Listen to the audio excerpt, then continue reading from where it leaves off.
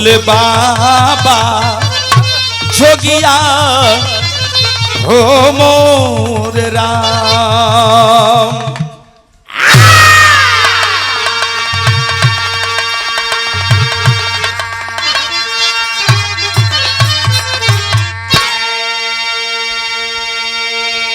आज भगवान काशीदास का पूजा, भगवान कृष्ण कन्हैया, माई दुर्गा, माई बल शक्ति का पूजा। आइए वैष्णव बिरहा बारे मास्टर भूमिका का लाइन है 4 लाइन।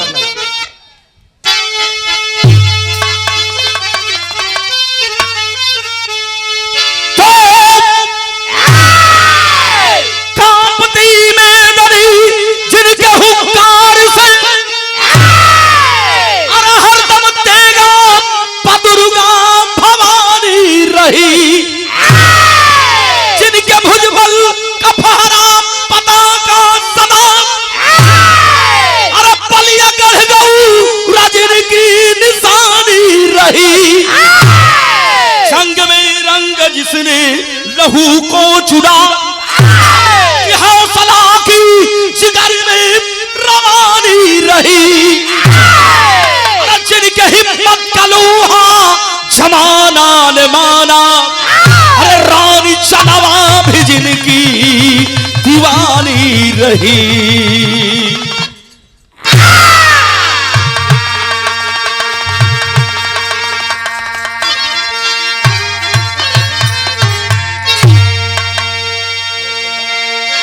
लिखते हैं कवि जी, कांपती मेदनी जिनके हुंकार से, हरदम तेगा पर दुर्गा भवानी रही, जिनके भुजबल का फहरा पताका सदा, बलिया गढ़ गौरा जिनकी निशानी रही। ताकि ना बोलो देखा सही भैया, तनी के टोन बढ़ावा, ढोलक के आगे बिरहा में जे भैया, ये बिरहा में हर रस का मजा है। जे भैया बीर रस का मजा लेवल चाहे बीर रस का ले ले, जे हास रस के चाहिए ओके हास रस, जे के करोड़ के चाहिए करोड़ के। और हमारे कमलेश भैया के बड़ी बहन, हमारी भी धर्म की बहन है, उर्मिला यादव जी के द्वारा यह 100 रुपए का आशीर्वाद श्री चौड़ों में प्रणाम करते हैं, नमन करते हैं, सकल पंच की प्रणाम बा। वह कव्वाली का टुकड़ा है मास्टर। कवन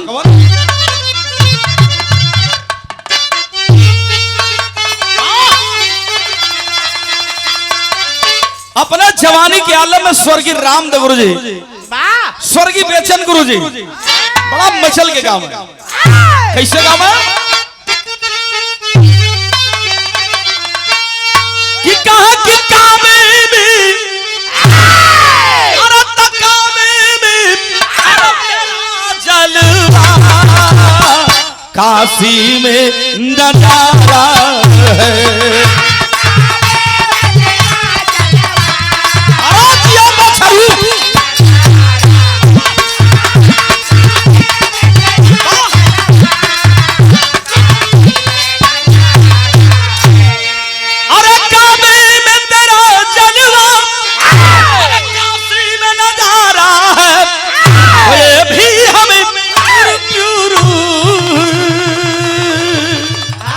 वो भी हमें प्यारा है।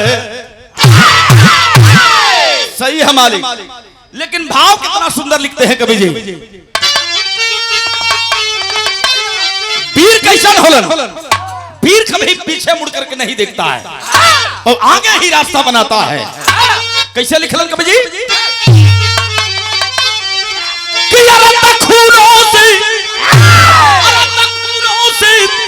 लिखी जिनकी वीरता की कहानी है, वीरता की कहानी है।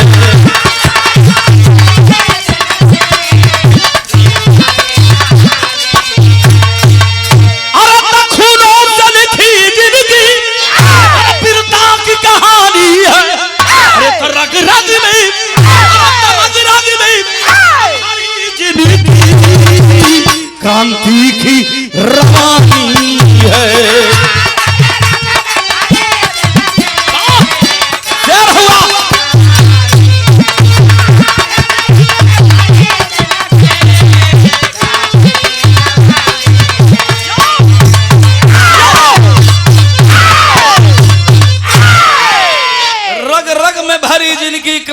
की रवानी है। अच्छा तो यही जो से हमारे विवाह का कहानी पंचो शुरुआत हो गई। जौहरी दोनों लगे।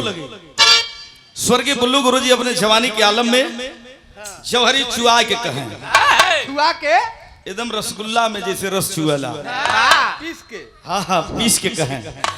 स्वर्गीय रामदेव गुरुजी उठा के कहें। कैसे बुल्लू गुरुजी कहें? जौहरी लाई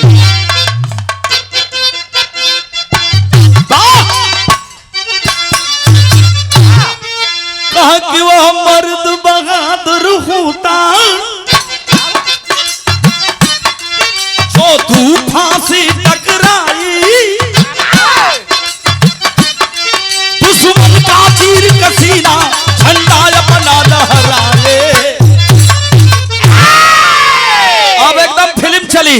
अब कहानी विरहा का शुरुआत हो गई बाबूजी कि हरदी से जाकर लोरिक न्यौरापुर गदर मचाई, 1600 महुआ लाकर अब महुअर को दिखलाए। अब स्वर्गीय रामदेव गुरुजी वाली जौहरी लगा दा मालिक। कैसे कहे?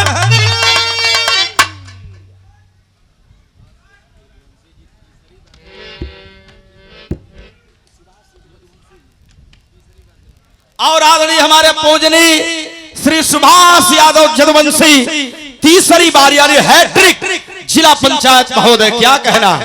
जिसके साथ जनता है, ये जनता की अदालत सबसे बड़ी अदालत है साहब।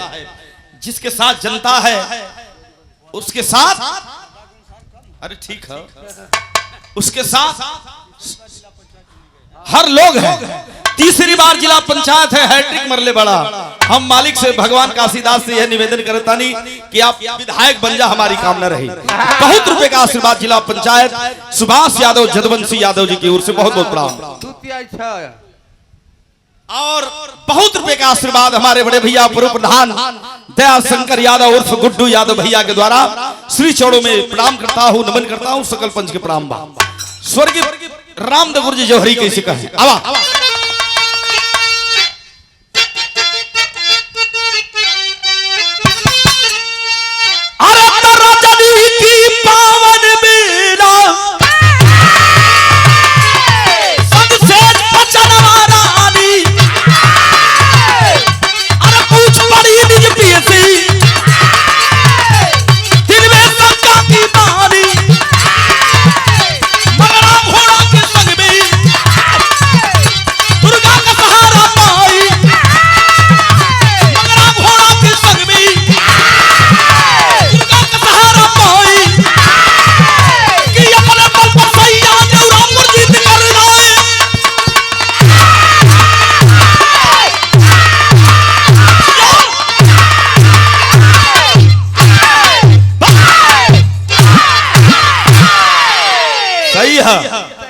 एकर नाम बीरस और पहलवान लोग देखा बीरा रस में। हमारे पहलवान भैया लोग देखा वो दादा लड़त हो। वाह क्या बात है। लेकिन कहानी नहीं भूले ये भैया। लोरिक वीर लोरिक जब चनवा के उधार कैलन कुसुमापुर से तैलन हरदी में, हरदी का राजा मऊहर राजा कालस की। अरे देखे में तो पहलवान लगत हुआ, हट्टा कट्टा पट्टा जवान, संगे बड़ा निमन बड़ा खूबसूरत एगो दुल्हन लेले बड़ा। कहाँ जाए के बा? मऊहर राजा से लोरी कहलन भैया कौनो नौकरी मिल जा तब तू परानी का गुजर बसर हो जा। अच्छा तो राजा मऊहर कलश की हमारे दरबार में नौकरी मिली, लेकिन गाय चरो लेकर। हाँ कलश मऊहर राजा कलश की तू हट्टा कट्टा हुआ तो हट्टा कट्टा तोर कामो रही। हाँ लोगन का ही काम होला तो हमारे गाय है 100-150 एक गैयन के चरावा। लोरी कला मऊहर राजा अरे हम लावैया है, अरे हम वीर हैला, पहलवान हैला। वीर का काम दा मर्दवा ही का चरवाई काम करत हुआ। चरवाई का काम मत दा। मऊहर राजा हंसे लगल कहलस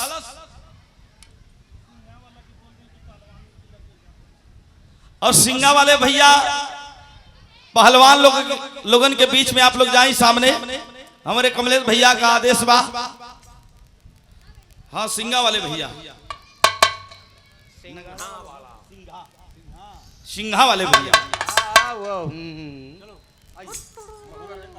मऊहर राजा कालत की गाय चरावा, लोरी कहला ना चराई, बोले भूखल रह जाई। लड़ाई वाला काम दा मर्दवा। मऊहर राजा कलश की सच्चो पी रहुआ कला। हाँ गड़गौड़ा घर हमार हा, बुड़कुब्बे का बेटवा सौरू का भैया है। अरे लड़ाई वाला काम दा मर्दवा। मऊहर राजा कलश की अच्छा 1600 बनुआ हमार बनले है। नेवरापुर का राजा हरेवा हमारा 1600 बनुअन के बनले हम पट्टा पहलवानन के जान के छुड़ा के लिए तब जन्म की लड़वैया हुआ पहलवान हुआ। लोरी कहला कि अजमाओ मत मऊहर राजा, कलेटे घोड़ा हमके दे दे। बिजलिया खाट तलवार ले ले रहलन। कलन की घोड़ा को दे दा हम जाई और तोहरे पट्ठा पहलवानन के 1600 बनुअन के छुड़ा के लेके आई। मऊहर राजा कल घोड़सार में जा, बहुत घोड़ा घोड़ी होवन घाट ला जाके। अच्छा तो लोरी जब घोड़सार में गईलन, जब उन्हें घोड़ा के पीठी पर हाथ रखा तो शेर फूके एकदम बराबर हो जा। आप बराबर हो जा। लोरी कहला कि हमरे भार के कुल संभार न पईहन। राजा मऊहर कलश के अरे एक से एक बढ़ के घोड़ा हम रखले हई। अच्छा तो ठीक है, अपने सैनिक के एक से आदेश दल मऊहर राजा कि जौन हम नंगहटवा घोड़वा हा, हाँ कटहवा घोड़वा हा, अब वही के ले जो के दे दे।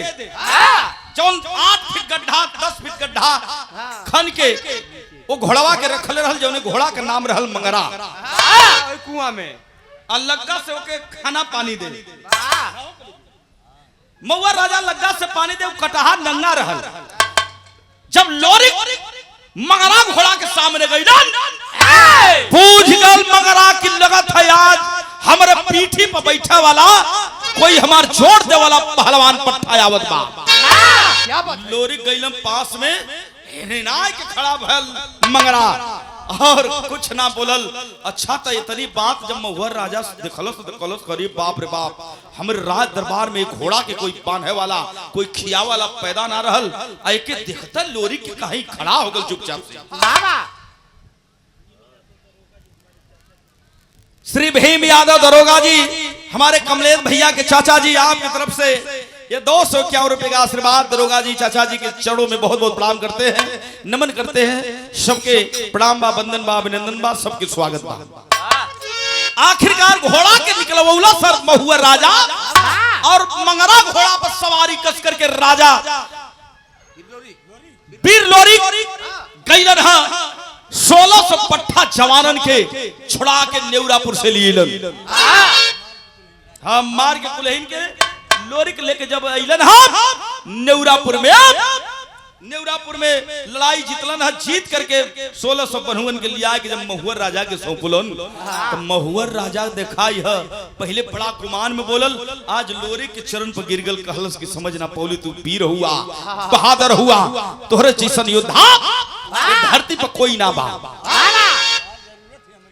तोहार जरूरत है, हमारे यहाँ जरूरत है हमारे राज दरबार में। अच्छा तो एक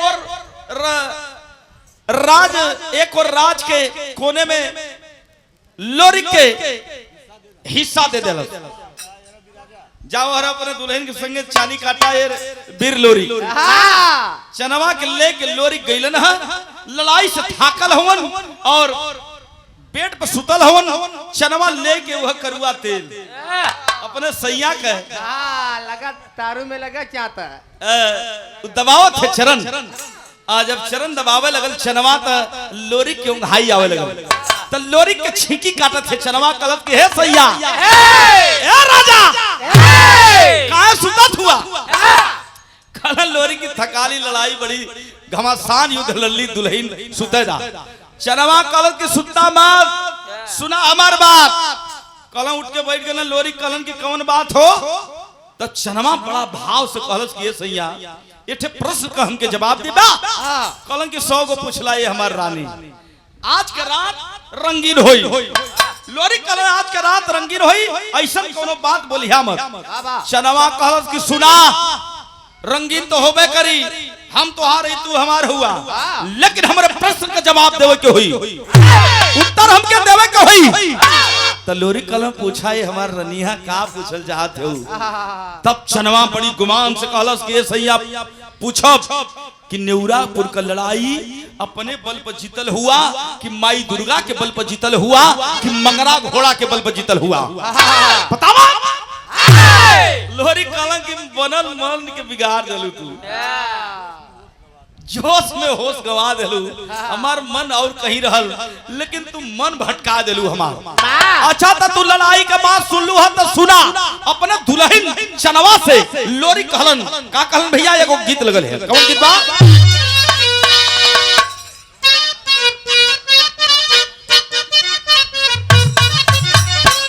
बड़ी पुरान गीत बा लेकिन इनमें बड़ा मजा है। कैसे है? इत गीत बा लेकिन गीत से बढ़िया फर्ज है। कैसे?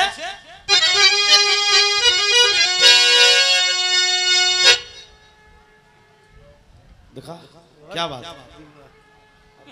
घर चल जाते क्या करवा।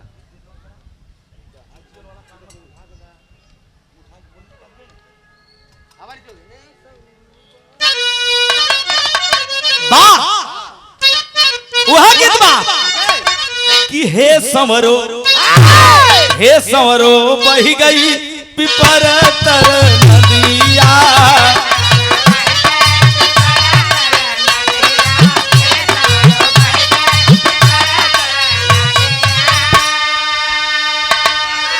लेकिन लोरी चनवा से कहला सुना अगर नेउरापुर का लड़ाई के बात पूछत हो तो सुना हमारे मुखारबिंद से का कहलन हा कि अरे अपने दम पर दुश्मन के छाती पर चढ़ी के कि हे रानी जीतली समरिया हम लड़के।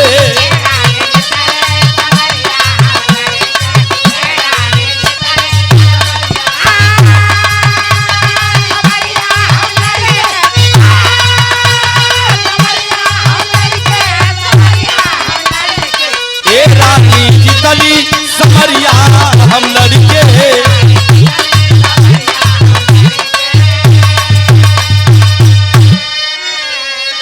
काला रे लड़ाई में नेउरापुर के लड़ाई में न दुर्गा मुर्गा के कोनो सहयोग रहल न अंगरा मंगरा का सहयोग रहल। ए दुल्हन अपने भुजा के बल पर अपने जांघी के बल पर फिजुलिया खान लेके तलवार मुड़ी खंड खंड में विभाजित कर देली।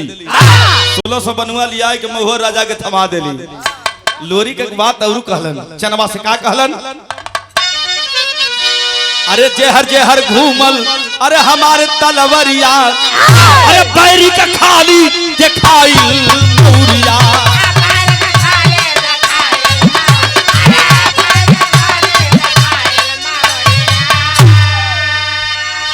अरे तो भाग गई दुर्गा हमारी, भाग गई दुर्गा हमार संगवा पकड़ के हे रानी जीतली समरिया हम लड़के।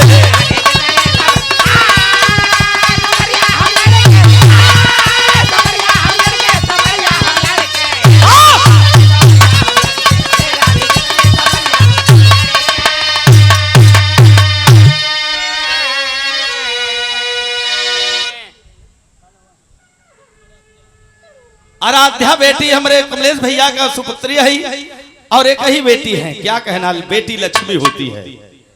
आराध्या बेटी की ओर से प्यार भरा 100 रुपया शुभ आशीर्वाद हमारी तरफ से और भैया के प्रणाम बा, सकल पंच के प्रणाम बा। कहलन की जितली लड़ैया हम अकेला ये दुल्हन इनमें दुर्गा मुर्गा और अंगरा मंगरा के कोनो सहयोग ना रहा। अच्छा तो ये भैया ये पंचो ई बतिया दुर्गा माई बगलिए में है, आज के मिले वाला रही भेंट करे बदे आवत रही वही लोरिक से बगलिए में खड़ी है। सुन के जब बात दुर्गा माई तमतमा गेली कि अरे बाप रे बाप, है लोरिका के देखा, आज लोरिका के घमंड हो गई अपने बल पर, अपने भुजा के बल पर, अपने पहलवानी पर। ये अकेला नेवरापुर का लड़ाई जीतल बा, मेहरारू से हमार बुराई करत बा। भाग के दुर्गा माई कहाँ गली? या एक ठे गीत लगल है। कौन गीत बा बाबू?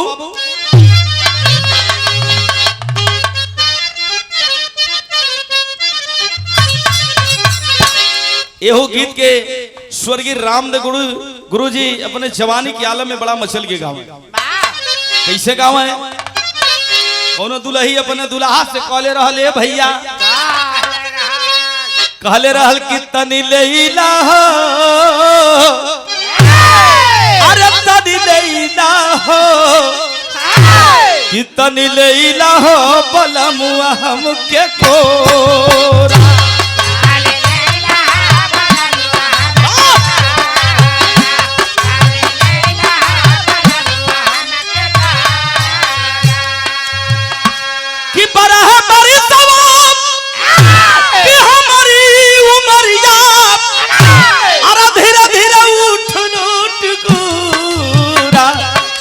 लैला हो बलमुआ हमके कोरा।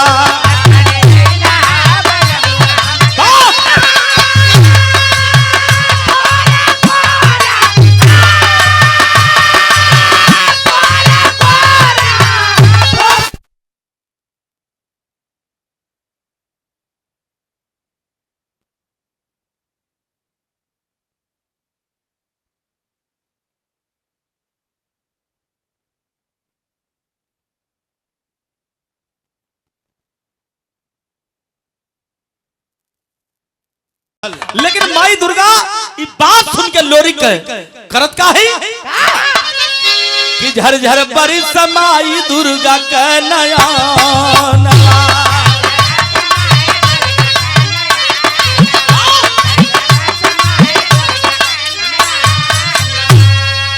वहां से निकलनी है देवी मैया तक कहा गई कि बजरा का छतिया बनाई के भवानी, अरे मगरा से कहली जा बयानवा, झरझर पर समाई दुर्गा के नयनवा।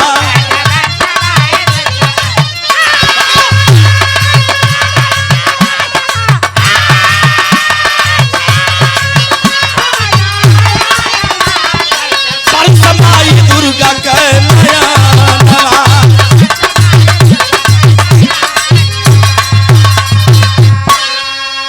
माई दुर्गा रोवत पहुंचली कहा? खैरा नदी के किनारे मंगरा घोड़ा चरत रहल। जाके माई दुर्गा कहली करे मंगरा। माई के आंख में आंसू देख के मंगरा कहलस माई कैसन तोहरे आंख में आंसू है? मंगरा से कहली माई दुर्गा की बताओ कि नेवरापुर के लड़ाई में तोर भूमिका ना रहल, हमार भूमिका ना रहल। मंगरा कहलस माई कौन का बात हो गई कैसन?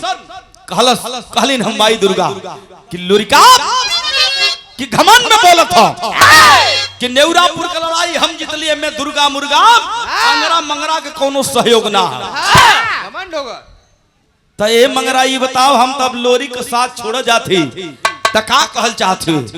तो हाथ जोड़ के मंगरा माई दुर्गा से कलश माई एक खैरा नदी के किनारे हमके पाथर बना दा, अपने स्वामी का मरल मुंह ना दिखा। तब माई दुर्गा कहली है का?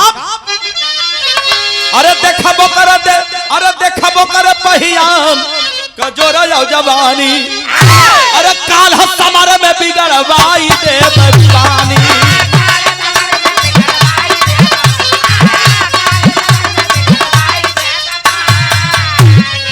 किया धीरज करमल से अरे कहानी जगा की, चला लोरी का काट गारा दानवा, झरझर पर समाई दुर्गा कर नया नवा।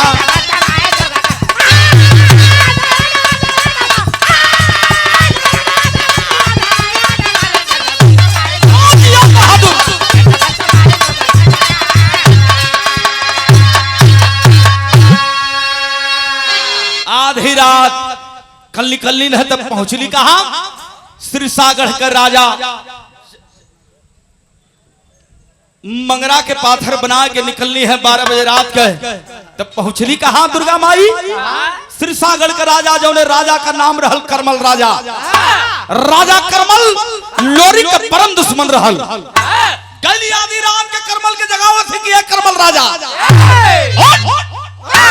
अखिया मिसत करमल राजा उठल तो सामने माई दुर्गा के पौलस सोचत था कि अरे ये हम सपना देखत कि साचो महारानी हमारे सामने है।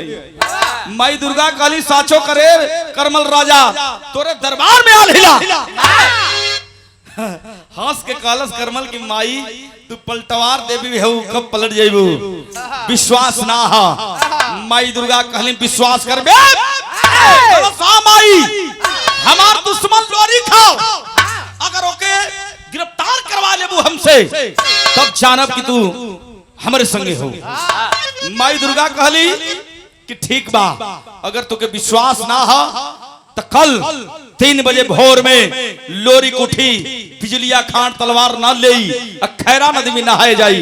लेकिन याद रहे राजा करमल 3 बजे भोर में खैरा नदी में स्नान करी 3 बजे 3:30 बजे तक गिरफ्तार कर लेवे तब बाजी तोर बीच हो जाई। अगर नहाय के लोरी का अगर चल जाई अखाड़ा पर तो हनुमान जी के पहरा हो जाई गिरफ्तार ना कर पेबे। और हमारे बड़े अजीज हम कलाकारों के मार्गदर्शक हमारे पास शब्द नहीं है कितना बड़ाई करो। रवि रेडियो के मालिक हमारे केदार भैया आपकी ओर से ये प्यार भरा ये 500 रुपए का आशीर्वाद श्री चरणों में बहुत बहुत प्रणाम करता हूँ नमन करता हूँ। और पूर्वांचल का सबसे बहुत उच्चतम बहुत क्वालिटीदार यह साउंड है। इस साउंड का कोई जवाब नहीं है। जब भी हम गाते हैं तो मजा आ जाता है। बारे केदार भैया आपके श्री चरणों में नमन है प्रणाम है। इतने भगवान काशीदास बाबा किशन कन्हैया माई दुर्गा का आशीर्वाद बरस है सगल पंच के प्रणाम बा। आखिरकार ये भैया माई दुर्गा इतना बात करमल राजा से कहली ना कह के चल गई। और करमल राजा सेना सजा करके मेरे बाबूजी अब चला है तो यार थे गीत लिखे तो बड़ी नई नई गीत है। कौन बाप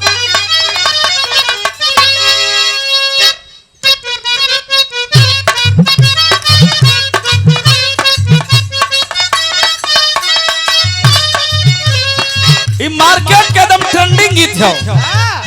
कोनो दुल्ही का दुल्हा पान का शौकीन हुआ और दुल्हिया अपना दुल्हा के समझाओ थे राजा एक कर रे जा जब तू पान खाला लागेला लक्ष्मी उठलाली लगोले बड़ा तब दुल्ही कहे का कहे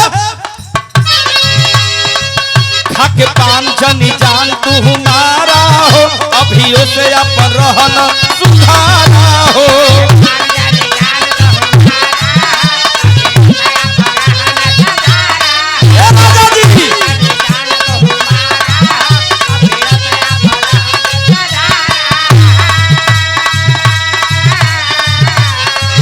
खाके पान जनी जान तू हमारा हो अभियो से अपन रहन सुधारा हो।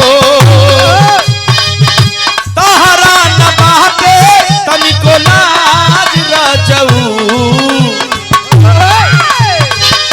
तहरा न बाटे तनिको लाज रजऊ छन छने बदले छन छने बदले तहरो मिजाज रजऊ धोखेबाज रजऊ उड़नबाज रजऊ।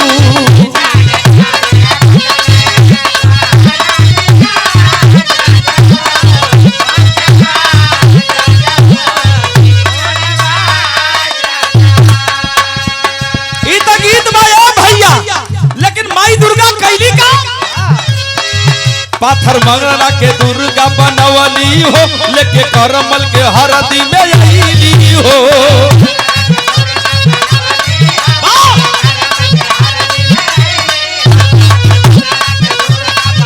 भरल है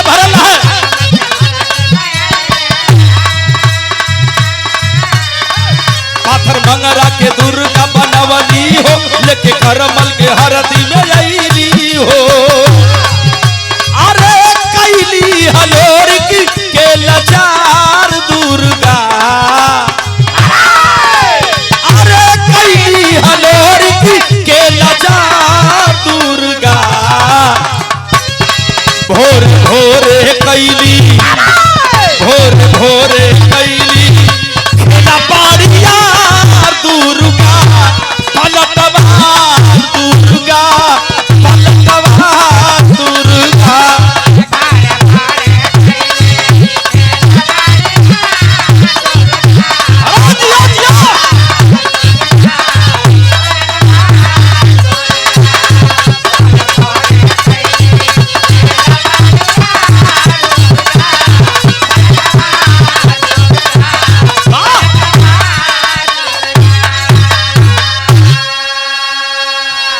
आखिरकार भैया ठीक 3 बजे लोरी उठलन अखरा नदी में नहाए के तैयारी कैलन।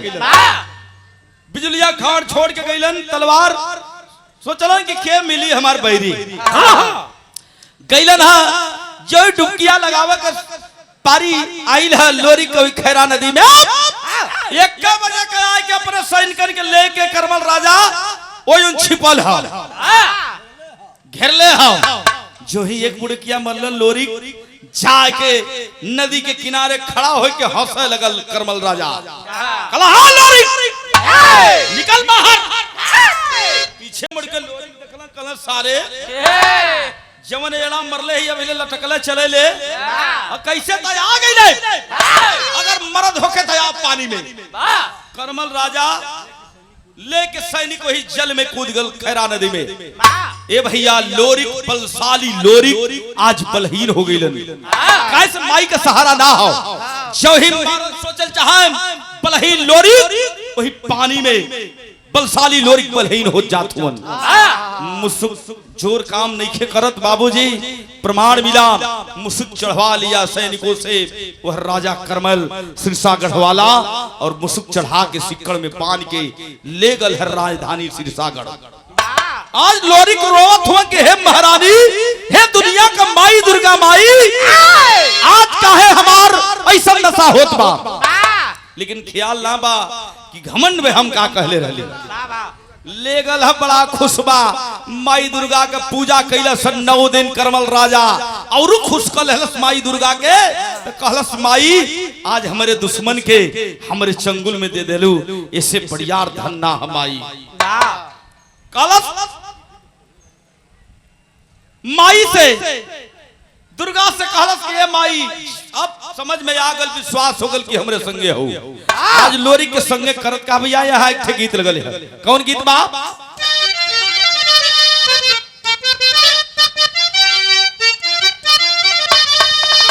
बड़ी मिजाजी गीत बा एक गीत का कोनो जोड़ ना हा कैसे गवाले मालिक कि तर नरिया रवा कपारी अरे तर नरिया रवा कपारी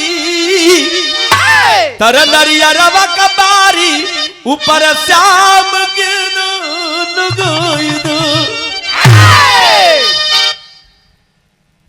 कई जिला में ही गवाले कई तरह से लेकिन ये तो गीत बा लेकिन भाव हो राजा करमल लोरी के कैलस का भैया देखा बिरहा का फ्रंट लाइन है जरा गौर करिए कैसे कि रूठी जाला जैसे गोसैया अरे तर उठ जाला जैसे गोसैया बिगड़ी जाला दीनों कर भैया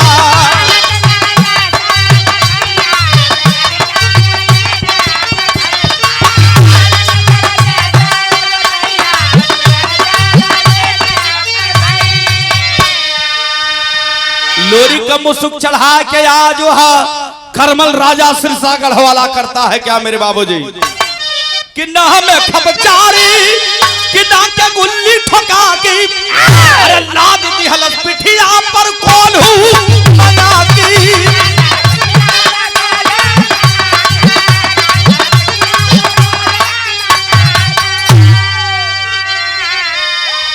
अरे गिनाए लागल बलि के समैया गिनाए लागल बलि के समैया बिगड़ जाला दीनों कर भैया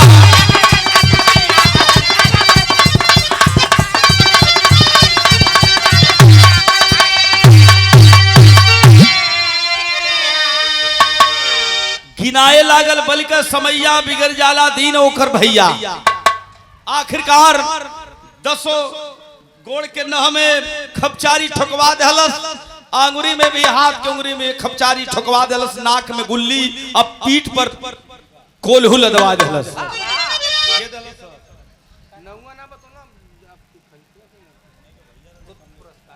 हमारे कमलेश भैया के बड़का भैया आपके द्वारा यह 100 रुपए का आशीर्वाद श्री चरणों में बहुत बहुत प्रणाम करते हैं, नमन करते हैं।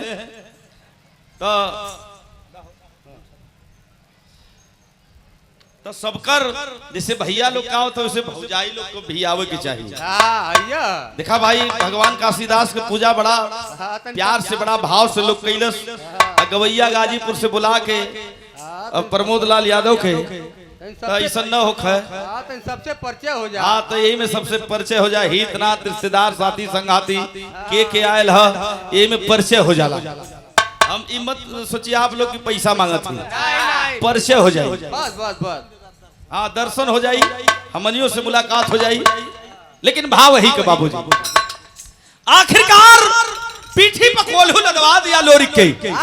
लोरिक झरझर झरझर रोत हुन बाबूजी, मनावत हो माई दुर्गा के, लेकिन माई दुर्गा के घर में सुनवाई ना। आखिरकार करमल राजा बड़ा गुमान से कहलस, ए देवी मैया, ए दुर्गा जी, ए माई, का गर्दनिया काट लई का अपना दुश्मन लोरिक के। माई दुर्गा कहली ना, अभी बेहोश पड़ल है लोरिक, एक 15 दिन के बाद होश आई, तब करी है का यहाँ चौलरिया का भाव है कैसे।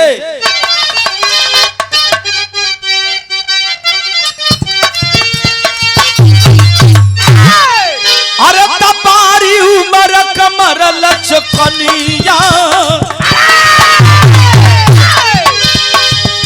तपारी उमर कमर लचकनिया, गोरिया खींचनी हुरी के बनिया, गोरी का झूला झूलनिया ना, गोरिया खींचनी हुरी के बनिया, गोरी का झूला झूलनिया ना।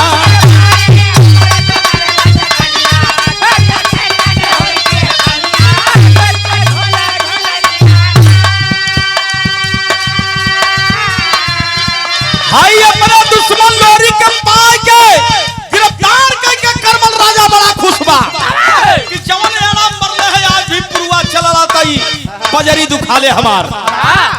तब पगड़ी बांध के करमल तोड़े, पगड़ी बांध के करमल तोड़े, आई खानवा हो सबनवा, कहिया लोरी का नहीं है ना,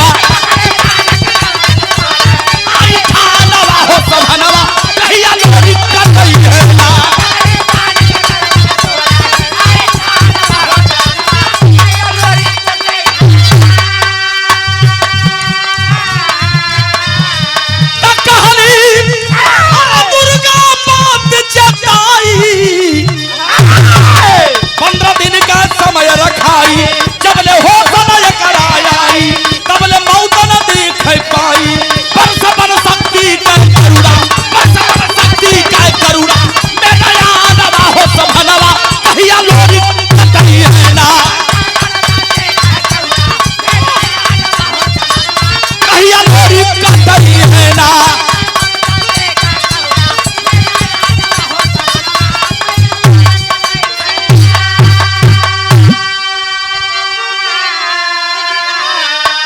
कहल गईले बाबूजी जदवंश के हंस वीर लोरिक के दहिने दुर्गा रहली तब बाएं बन सकती रहली।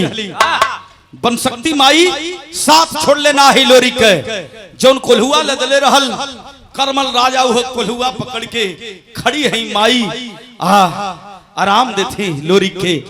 झरझर झरझर रोवत थी, दुर्गा बहिनी के बुलावत थी कि कारे बहनिया बेटवा गलती का दहलस, नदानी का दहलस, तो काव कर गर्दन कटवा ले भी। माई दुर्गा के बम शक्ति माई मनावत थी बहिनी मान जो, नहीं तो राजा करमल तुरे बेटवा लोरी के गर्दन काट ले। माई के घर में सुनवाई ना, आज दुर्गा माई को हायल है लोरिक से हो भैया, बन शक्ति माई आज माई दुर्गा की गुहार करत थी बहिनी मान जा। तो तेरी का भाव लिखन कवि जी कैसे,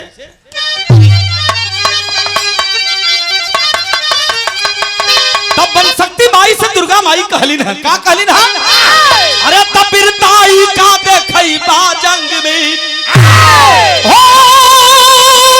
हो अरे मोरे राम बिरताई का देखैबा जंग में अरे तजे के खून पियौला कैला आज भुलाई बिरताई का देखैबा जंग में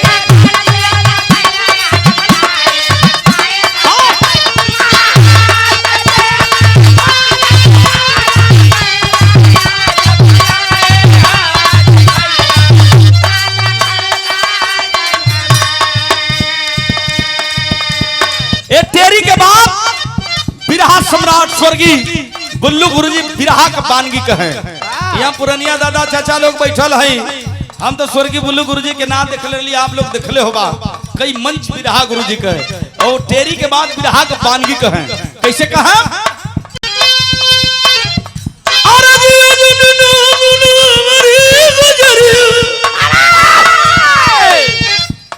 अब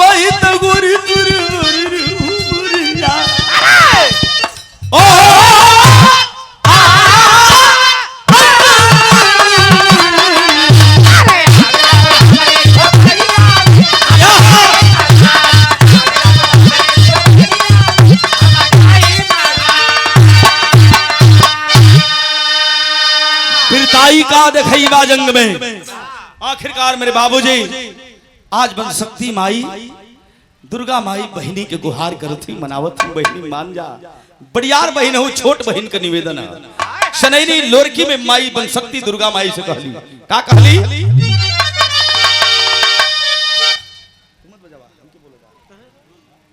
कहा थी बन शक्ति माई दुर्गा से का कहे कि राम राम राम राम राम राम राम अरे कहल त करबू अपन बहिनी बरजल माना बात हमार अरे तजहिया पानी मंगली रे बहिनी अरे तजहिया पानी मंगली रे बहिनी अरे पवनी खूनावान कैरे अरे धर्म का बेटवा मनलू अपन सिरसापुर में जाए अरे एक बार तनी दिखा सूरतिया अरे कैसे जियत बाए अरे ना कलिए काटी जाई रे बहिनी अरे ना कलिए काटी जाई रे बहिनी कि हई बलकवौना रे तो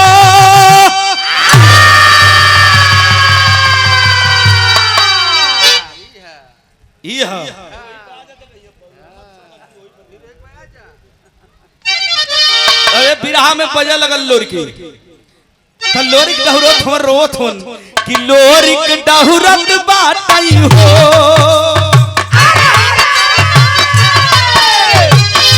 तो लोरिक डहुरत बाटई हो तो दुखना बहुरत बाटई हो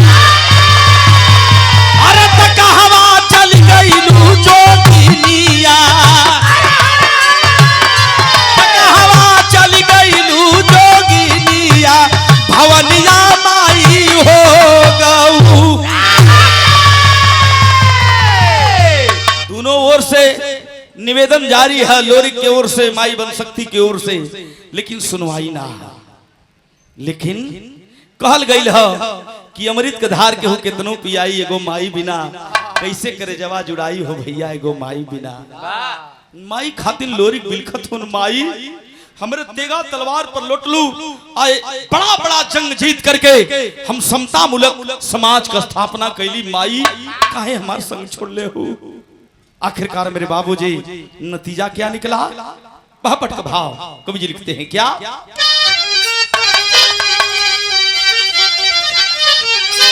अरे तो जेकर लोगवा गावला इतिहास आज लोरिकायन में अरे तो है गईला सिर सागर में फास आज लोरिकायन में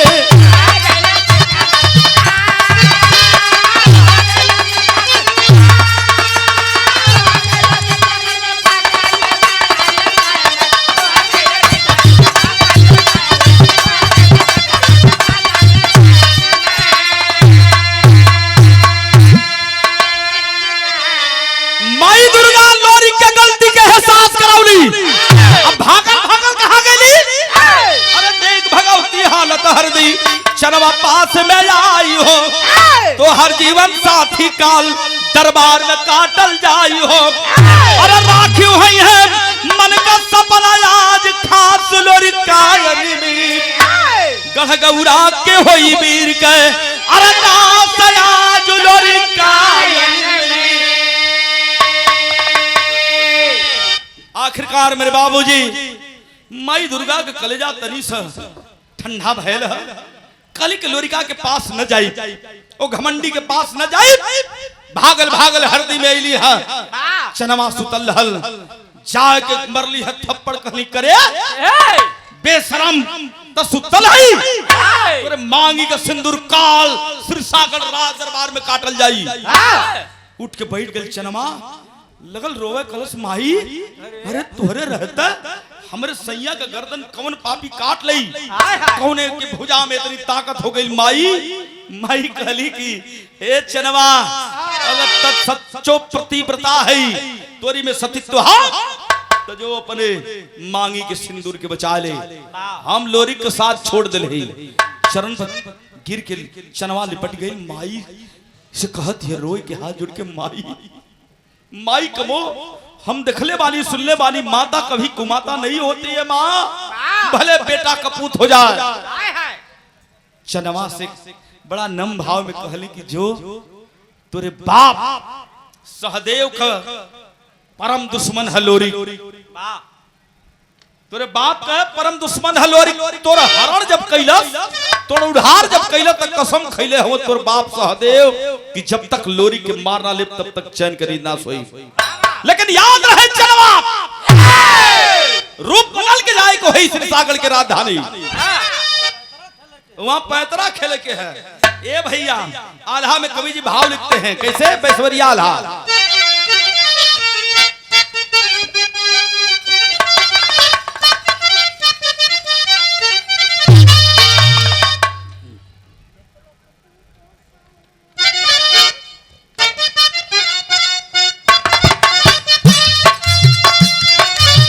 बड़ी ऊंची बात लिखते हैं कवि जी घमंड के ऊपर के घमंड हो गई लहल 1 लाख पूत 1.25 लाख नाती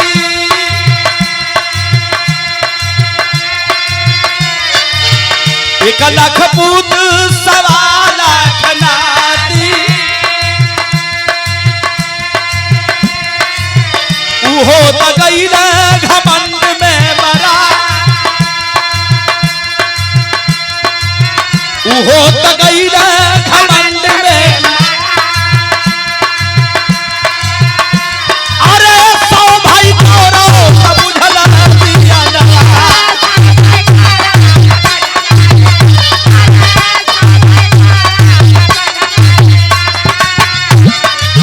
खुनवन से गईली धरतिया खुनवन से गईली धरतिया। अरे लोरी का नाज आज माई दुर्गा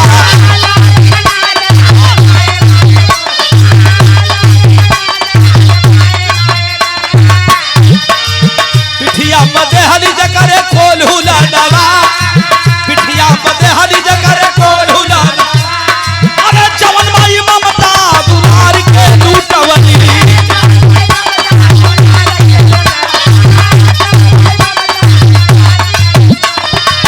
उहो त गईली आज बेटवा के भूला उहो त गईली आज बेटवा के।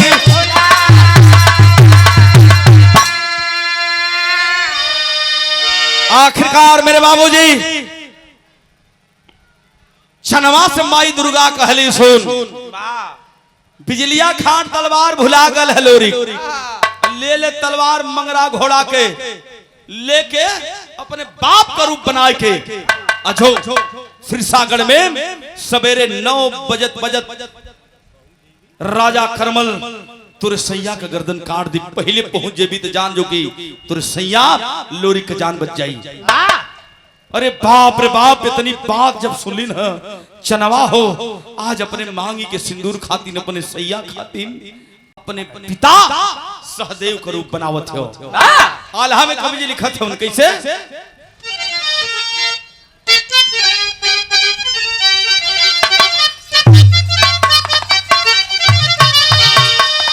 और ये आल्हा के हमारे गाजीपुर का आल्हा के बड़े सुंदर गवैया हनीफ दादा बड़ा मचल के गाँव तनी सब वानगी है जरा आप गौर करिएगा। एक तनी शुरुआत के लिए भैया केदार भैया कैसे कि कहा कि सहदेव का रूप ए बिटिया सहदेव का रूप बनाइले बिटिया मंगरा घोड़ा की अपनी कैला हो तैयार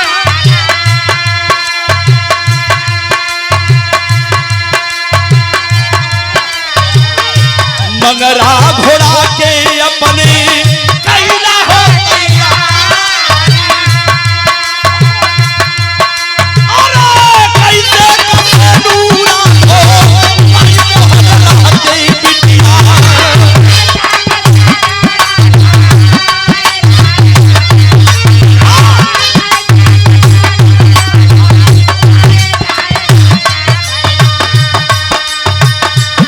जुलिया खान हथवा लेला तालवा जुलिया खान हथवा लेला तालवा अरे हिम्मत न खुदाई काटी ताई है यारे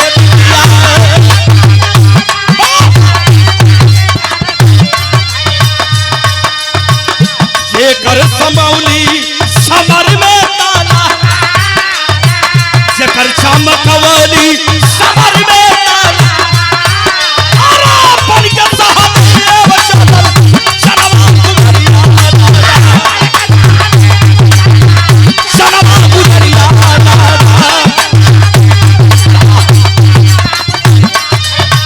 मंगरा घोड़ा के सैया लेके तालवा मंगरा घोड़ा सैया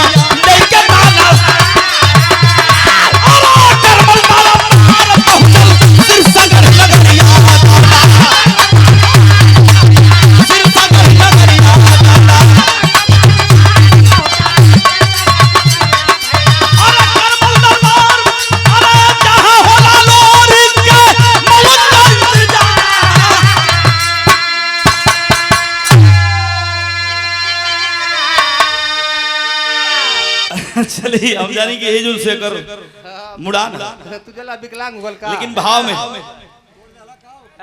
विकलांग हो। अरे यार ठीक हो स्टाइल वाला चलिए ठीक है रहे दे हो जी काम ए भैया आज शनवा अपने बाप सहदेव का रूप बनावत हो नकली मर्दे का बार नकली मोछ जैसे दादा का हो ये तेरे मोछ लगौलस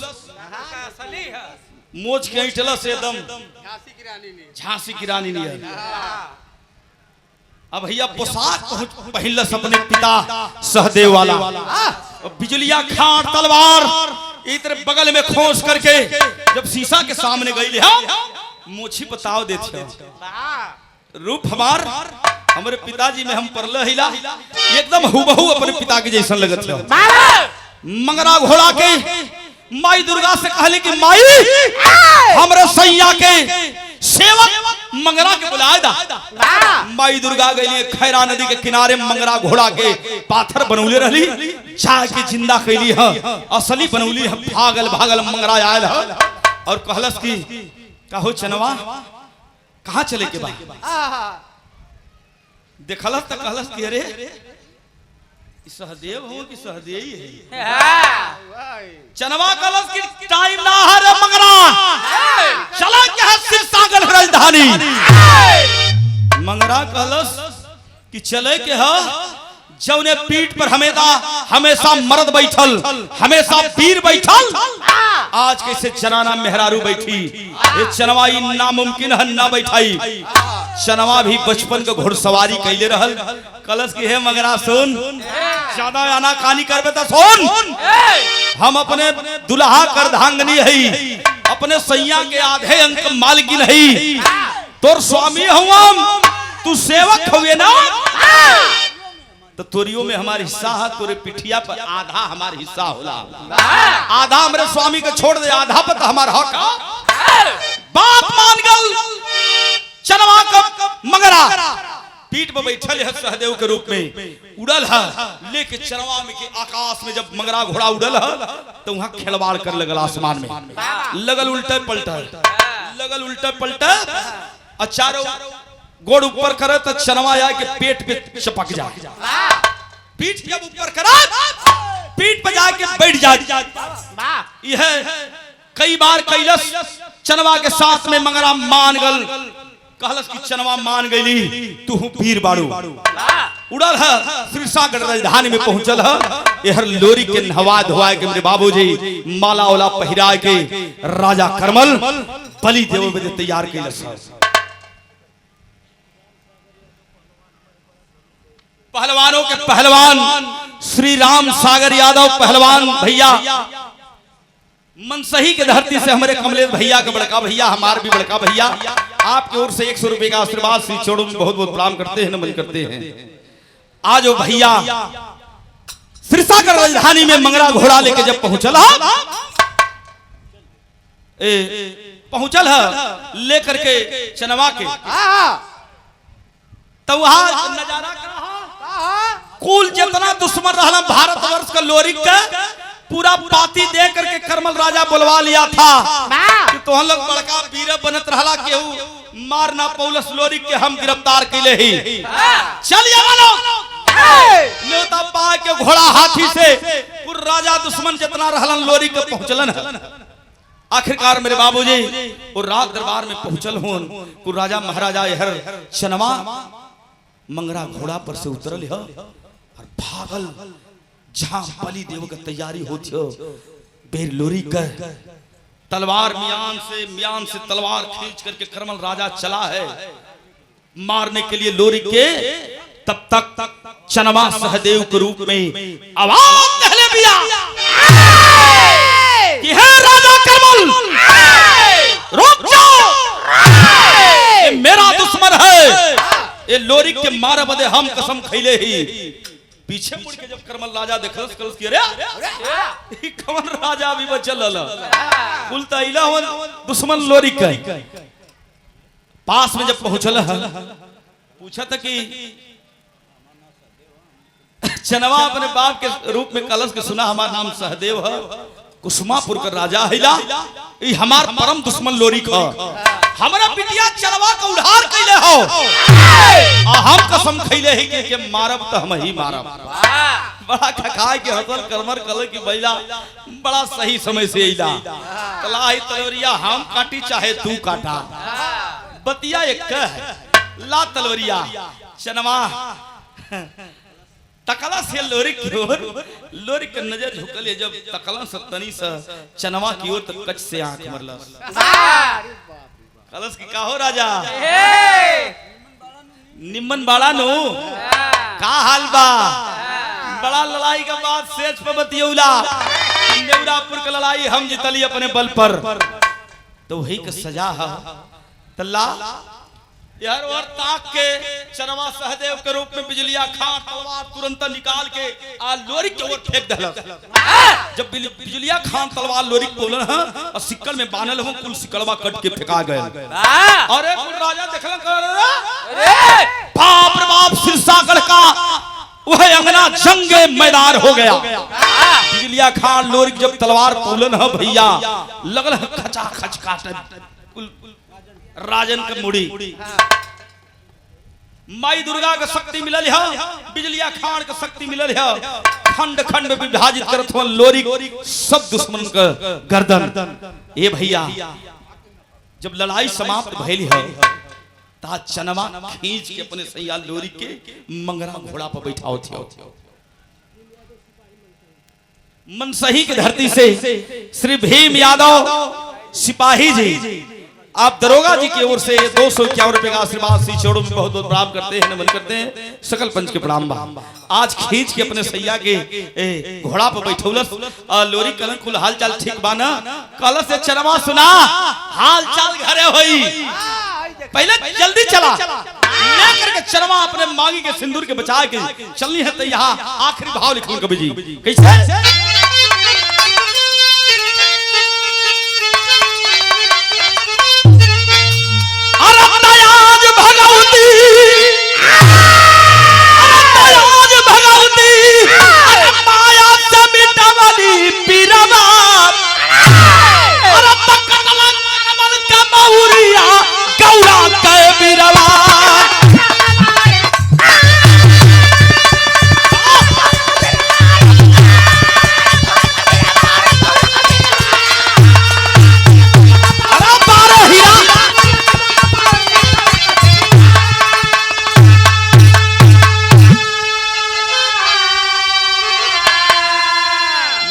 बड़ी बात बतियौले रहला।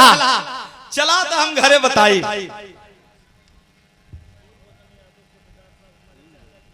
श्री कुलबदन यादव कोटेदार महोदय जी हमारे कमलेश भैया जी के चाचा जी हैं, हमारे धर्म के चाचा जी हैं।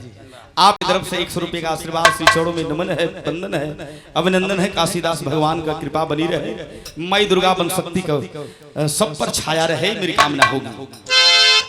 करनी घमंड पर आज लोरिक पछताई की, अरे माफी मांगे दुर्गा सरानिया में जाई।